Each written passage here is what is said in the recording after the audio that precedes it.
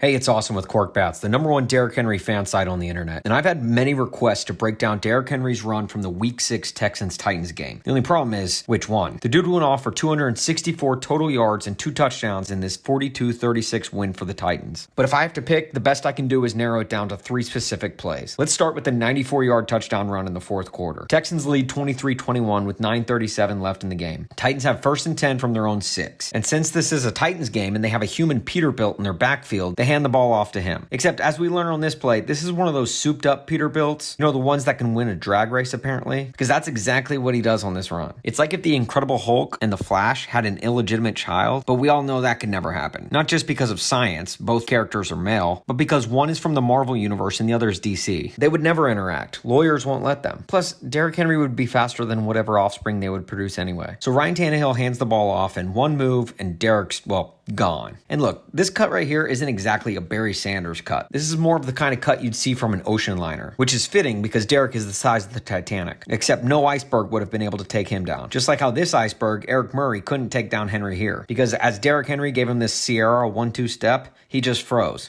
I mean, that is just cold. You can be blasé about some things, Eric, but not about Derrick Henry. So obviously nothing else really happens on this play other than Derrick Henry outrunning literally everyone on the field. Statcast showed Derrick Henry topped out at 21 miles per hour on this run. My man was speeding in a school zone. I mean, is this the NFL's worst nightmare? Derrick's not only the size of a pontoon boat, but apparently he's as fast as a jet ski. He's like Inspector Gadget's whip. You know, the one that converts from a van into a sports car?